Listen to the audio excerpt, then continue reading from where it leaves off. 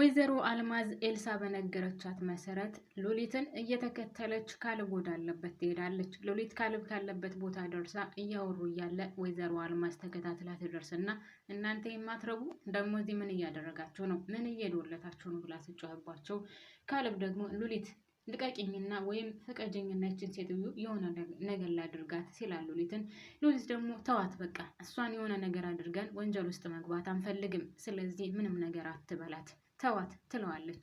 እናም ተቀዳድማ ወይዘሮ አልማዝ ካሌብን እናንተ ምን አባ ልታደርግ ነው? ምን አባ ልታደርግ ነበረ? ምን ታመጣለህ? ብላ ካሌብን በሽጉጥ መታ ጥለዋለች ማለት ነው። ካሌብ ልቡ ላይ በሽጉጥ ተመቷል።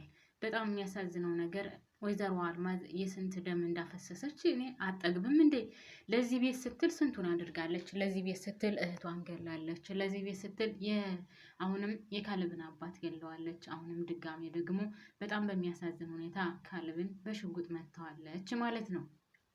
ሰላም ጤና ይስጥልኝ። ውድና የተከበራችሁ ቻናሌ ቤተሰቦች በያላችሁበት ሰላማችሁ ብዝዝት ትረፍርፍ ይበልልኝ። እንኳን ወደ ቻናሌ በሰላም መጣችሁ። ስለመጣችሁ ከልብ አመሰግናለሁ። ፕሊዝ ስወዳችሁ እንደው ይህ ቪዲዮ የሚደርሳችሁ እባካችሁን ላይክ አድርጉልኝ ማለት ነው። ቤተሰብ ያልሆናችሁም ሰብስክራይብ እያደረጋችሁ የደወል ምልክቷን ተጫኗት ማለት ነው።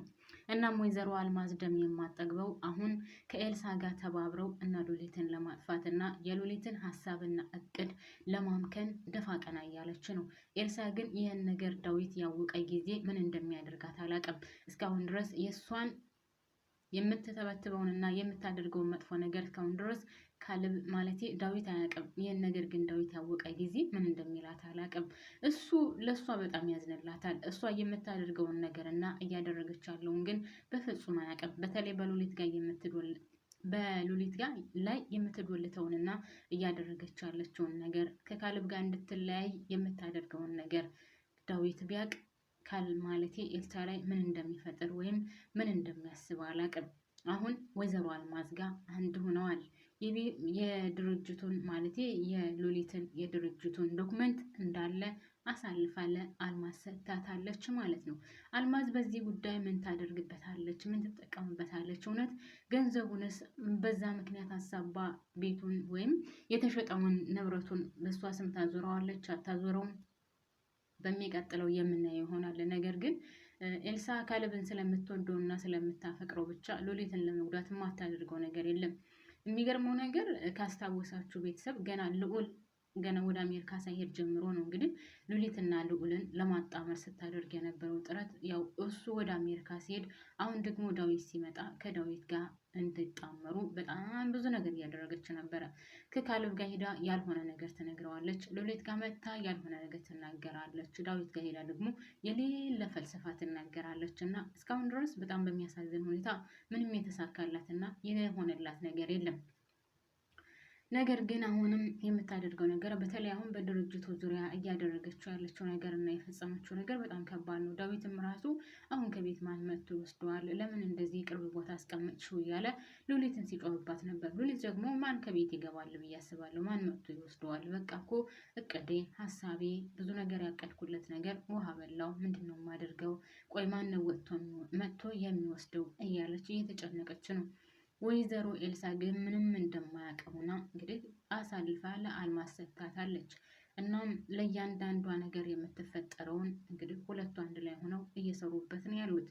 ግን ልዕልት ራሱ ስትሰማ ይህን ነገር ከእናቷ ጋር ምን አይነት ግንኙነት እንደሚኖራት እና ከኤልሳ ጋር ምን አይነት ግንኙነት እንደሚኖራት ባላቅም፣ በነገራችን ላይ ሉሊት ራሱ ማለት ልዕልት ራሱ የሆነች ማትረባ ናት። ሉሊት ያሰበችውን ያቀደችውን ወይም ለመስራት የምታስበውን ነገር እየሄደች ለእናቷ ትናገራለች። ሉሊት ደግሞ ይህን እንደምታደርግ ስለማታውቅ ያው ማድረግ የምትፈልገውን ነገር እና ያቀደችውን ነገር ለሉሊት ትነግራታለች። ሉሊት ደግሞ ማለት ለልዕልት ትነግራታለች። ልዕልት ደግሞ እየወሰደች ለእናቷ ለአልማዝ ትነግራታለች ማለት ነው። አልማዝ ደግሞ እንደምታውቁት ሁልጊዜ ጥሩ ነገር ያልሆነ ነው የምታስበው። አንድም ቀን ጥሩ አስባ አታውቅም። ስለዚህ አሁንም ለሉሊት የምታስብላን ነገር በጣም የሚያሳዝን ነው። ለማንኛውም ግን ካሌብን በሽጉጥ መታ እንግዲህ ሜዳ ላይ ጥለዋለች ማለት ነው። ከዛው ካለችበት ቦታ ከዚህ በፊትም ያው ሉሊትን ልትገላት ነበረ። ዳዊት ደርሶ ነው ያዳናት ማለት ነው። በእንትን ማነው ስሙ ልዕልትን እወድሻለሁ አገባሻለሁ ሲል በሚለው ስሙ ጠፋብኝ፣ ብቻ በሱ ልታስገድላት ነበር። ነገር ግን ዳዊት ከኋላ ደርሶ ጭንቅላቱን በድንጋይ መቶት ከዛ በኋላ ያው ነገሩ አለቀ ማለት ነው። አሁንም እንግዲህ ሉሊትን ለመምታት አስባ ነበረ። እሱ ግን አልተሳካላትም። ካሌብን መተውታል በሽጉጥ ማለት ነው። እና ወይዘሮ አልማዝ ከወንጀል ወንጀል እየተሯሯጠች ነው ያለችው። ያው እንደዚህ የሚያደርግ ሰው በመጨረሻው ባያምርም፣ ነገር ግን በሰዎች ላይ እያደረገች ያለችው እና በተለይ ሉሊትን ደግሞ አልፋታት ብላለች። ልጅቷም ከእናቷ ጋር ብዙ ባትቆምም፣ ነገር ግን ሉሊት የምታደርገውንና የምትሰራውን ነገር እየወሰደች ለእናቷ ስለምትነግራት፣ እሷ ደግሞ ጥሩ ዜና አቀባይ አግኝታለች ማለት ነው። እቤት ስለሚፈጠረው ነገር ለእያንዳንዷ እየወሰደች ትነግራታለች። ሉሊት ደግሞ የሉሊት ሞኝነት በጣም ነው የሚገርመኝ በነገራችን ላይ ማለት ነው። ቤተሰብ ይህ ሁሉ እንዲደርስባት የምታደርገው እራሷ ሉሊት ናት።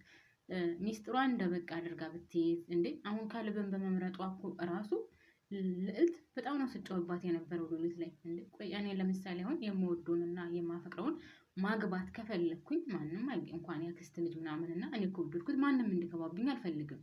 ነገር ግን እኔ ያልኩት ይሆናል። ስለዚህ አንቺ ይህን ሰው ማግባት የለብሽም፣ ከዚህ ልጅ ጋር መለያየት አለብሽ፣ በፍጹም ከዚህ ሰው ጋር አብርሽ መቀጠል የለብሽም እያለች ነው እንግዲህ የምታስፈራራት። የኔና ያንቺ እህትነት ከሱ ጋር ከቀጠልሽ ያቆማል። ስለዚህ ከሱ ጋር ምንም አይነት ግንኙነት እንዲኖርሽ አልፈልግም ስላለቻት፣ እሷም አሁን ወደኋላ መለስ ብላ ቀለበቱን መልሼ መስጠት አለብኝ